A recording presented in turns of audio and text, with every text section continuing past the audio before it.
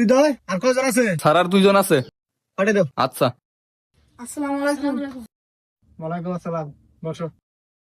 তো তোমরা দুজন কে কোন ক্লাস পর্যন্ত পড়াশোনা করেছো? স্যার আমি মেট্রিক পাস করছি। স্যার আমি 10 পাস করছি। আচ্ছা, এই তোমার সিভিটা দেখি।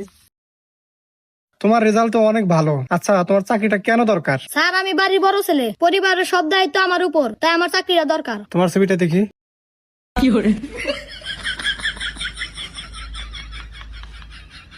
এই ছেলে, তোমার সিভির এই অবস্থা কেন? স্যার আমি ছুছিলাম এই জন্য ইন্দুরে খাওয়া লাগছে। তুই ইন্দিরা কাছে এটা এখানে আনছো কেন? নতুন একটা ফটোকপি করে আনতে পারো নাই? স্যার টেহা নাই। ও আচ্ছা, তাহলে তোমার চাকরিটা কেন দরকার? স্যার বিড়ি খাওয়ার টেহা নাই, এই জন্য আর কি চাকরিটা খুব দরকার। এই ছেলে, তোমাকে বিড়ি খাওয়ার জন্য কেউ চাকরি দিব? তোর ভাষা কই? স্যার বাসা দক্ষিণ ডাবুর স্যার। তুমি কার ছেলে? তুমি তো একটা বেদক। তুমি আমার সামনে এগুলো কথা বলতেছো। স্যার কি কম স্যার, নেশা উঠলে মাথা ঠিক থাকে না স্যার। এটা কি আসছে এখানে?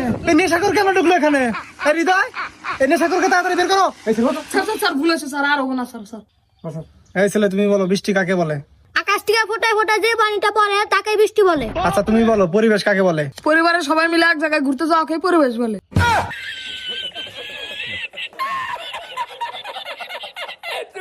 আচ্ছা, তুমি যেটা এখন বললা এটা কোন বইয়ে লেখা আছে? স্যার আমার বলে আছে, আমি তো হারা দিন পড়াশোনা করি।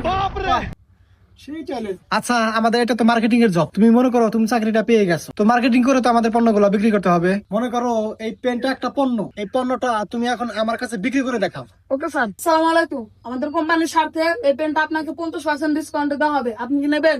না, নেবো দাও। আর বিল খাতে নাই। হৃদয়, তুই কয় না রে? তুই কারে মারছা? স্যার আপনি তো উত্তর কে? আমি পণ্য বেচলাম, আপনি তো বেচলেন নিয়ে গেলেন। এই, তুই আমার পণ্যের কথা শিখাবি? তোর চাকরি হবো না, তুই যা। স্যার স্যার স্যার আর একটা বার সুযোগ দেন স্যার। তোর কোনো সুযোগ নাই, না তুই যা। স্যার, না স্যার আর একটা বার সুযোগ দেন। আরো বেদবি করবি? না স্যার আর বেদবি করুন না। এই, তুমি তো বুঝতে পারছো আমাদের এটা মার্কেটিং এর বিজনেস। ধরো মার্কেটে আমাদের অনেকগুলো টাকা পড়ে রয়েছে, টাকাগুলো দিতেছে না, তাহলে তুমি ওই টাকাগুলো কেমনে তুলবা? কেন স্যার, অনেকবার বুঝাবো, তারপরে যদি টাকা না দেয় তাহলে আইনের ব্যবস্থা নিব। গুড, তাহলে তুমি কেমনে টাকাটা তুলবে বলো? স্যার আমি আপনাকে একটু প্র্যাকটিক্যালি ভাবে দেখিয়ে দেই। ঠিক আছে, দেখাও।